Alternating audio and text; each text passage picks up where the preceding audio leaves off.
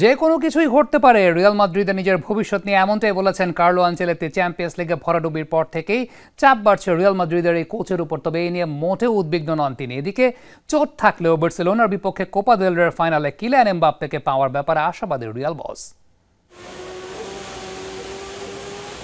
Champions লিগের রাজা কিংবা কিং অফ ইউরোপ বলা হয় রিয়াল মাদ্রিদকে। 15 বার এই শিরোপা জেতা দলটিকে রাজা বলাটা অবশ্য মোটেও বাড়িয়ে বলা হবে না। সেই রাজাই এবার হোঁচট খেয়েছে চ্যাম্পিয়ন্স লিগে। আর্সেনালের কাছে হেরে বিদায় নিতে হয়েছে কোয়ার্টার থেকেই। এরপরই চাপ বেড়েছে রিয়াল মাদ্রিদ কোচের ওপর।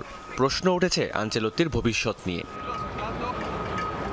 2026 সালে রিয়ালের সাথে শেষ হবে আনচেলত্তির চুক্তি। মৌসুমে এখনও 3টি ট্রফি জয়ের হাতছানি রিয়ালের সামনে। লা লিগায় পয়েন্ট তালিকার শীর্ষে থাকা বার্সেলোনার চেয়ে খুব একটা পিছিয়ে নেই লস ব্লাঙ্কোসরা। কোপা দেল রে শিরোপা জয়ের সুযোগও আছে রিয়ালের সামনে।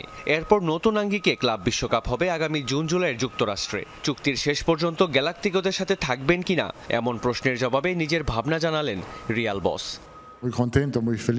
ফুটবলে যে কোনো কিছু সম্ভব, যে কোনো কিছু ঘটতে পারে।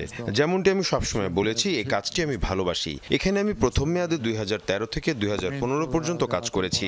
এই কাজটি ভালোবাসি বলেই দ্বিতীয় মেয়াদ 2021 সাল থেকে এখনও রিয়ালে আছি। আমি চাই এটা যতটা সম্ভব এগিয়ে যাক। একদিন যখন শেষ হবে আমি কৃতজ্ঞ থাকব। আর্সেনালের বিপক্ষে ফিরতি লেগে অ্যাঙ্কেলে হালকা চোট পান কিলিয়ান এমবাপ্পে। লিগে সবশেষ ম্যাচে নিষেধাজ্ঞার কারণে মাঠের বাইরে ছিলেন এখন পর্যন্ত 33 গোল করা এই তারকা। তবে বার্সেলোনার বিপক্ষে ফাইনালে ফরাসি এই ফরোয়ার্ডকে পাওয়ার ব্যাপারে আশাবাদী কোচ। এমবাপ্পে ও ডিফেন্ডার ফেরোল মোদি এখনো প্রস্তুত নন, তবে তাদের চোট নিয়ে চিন্তিত নই। আগামী কয়েকদিন তারা অনুশীলন করবে। যত দ্রুত সম্ভব তারা সেরা হয়ে ওঠার চেষ্টা করছে। শনিবার বার্সেলোনার বিপক্ষে ম্যাচের জন্য দুজনকে পাওয়ার বিষয়ে আমি আশাবাদী। আনচেলত্তি ও রিয়ালের বিচ্ছেদ হলে কে হবে রিয়ালের উত্তরসূরি? গুঞ্জন আছে দায়িত্ব দেয়া হতে পারে ক্লাবটির সাবেক মিডফিল্ডার ও লেভারকুজেন কোচ জাবি আলোনসোকে। মেহেদি রিয়ান, যমুনা স্পোর্টস।